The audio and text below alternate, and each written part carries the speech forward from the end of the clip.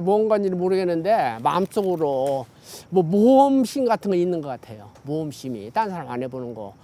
그러니까 한 30년 전에 일본을 참 그때 일본 연수 가기 힘들 때예요. 그때 회사에서 연수 가라고 해서 4명이 갔어요, 일본을. 근데 고베 가니까 이 360도 도는 코스터가 있더라고요. 나는 무조건 타자고 했죠. 3명은 싫대요. 그 저만 탔어요. 360도 도는 거.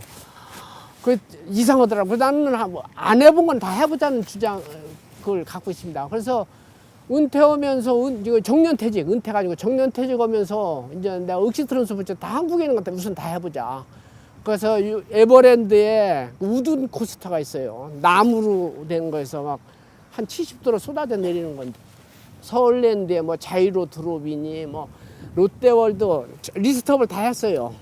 그리고 이제 율동공원에 가면 번지 점프, 탑랜드에 가도 번지 점프 있고, 스카이 다이빙 한국에 몇 군데가 있어요. 그 리스트업 해가지고 하나하나 이제 지워가는 거죠. 그래갖고 율동공원에 가가지고 번지 점프를 왔다 했더니 나이가 어떻게 됩니까? 그래서 59세, 그때 59세 때 59세입니다. 55세 넘으면 안 됩니다. 이러더라고요. 보험이 안 된다고요.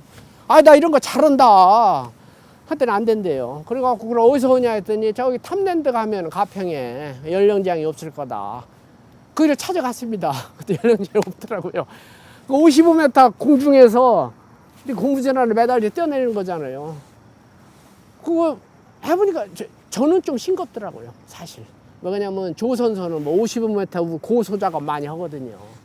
그러니까 싱거워서 아이고 싱겁네 했더니 그래요? 줄을 더 길게 해가지고 그 물에다가 한번 머리를 담갔다 해야 되는데 자기들 잘못했다고 웃어가고 그러더라고요. 그래서 이제 번지 점프하고 저기 패러글라이딩 유명산 패러글라이더도 갔죠. 갔더니 그 예약하면 그 이제 한 15만 원 주고 그때 탔어요. 15만 원 주고. 근데 예약하고 가니까 저 하나를 싣고 산꼭대기까지 올라가더라고요. 그 사륜 트럭으로. 그래갖고 위에서 한 20-30분 있는데 탈 것 중에 제일 재밌더라고요. 패러글라이딩. 그래서 이제 하나하나 버킷리스트 지워가는 거죠. 근데 지금 남아있는 게 스카이다이빙 남아있는데 그것도 할 거예요. 그건 실제 저기 어디야 미사리 거기 있더라고요. 헬리콥터 타고 올라가서 한다고 그러는데 지금 70만 원이라고 해가지고 조금의 생각 중입니다. 좀 비싼 편인데 또 70만 원. 예. 제가 할 일 타지만 이거 저 40대 50대 사람한테 타라고 못 합니다. 왜? 사고 확률이 있잖아요. 그러면은 죽으면은 그 자식을 어떻게 하라는 거죠. 가족이 풍비박산되잖아요. 그러니까 모험도 자기가 딸린 사회적인 책임이 있을 때는 생각을 해야 된다는 거죠. 근데 이제 뭐 좀 나쁘게 얘기하면은 70 넘은 사람 하다가 사고 나서 어떤 일이 있었다. 무슨 문제 될 게 있어요. 가정에 하나도 문제 없죠. 자식한테 하나 문제 없죠.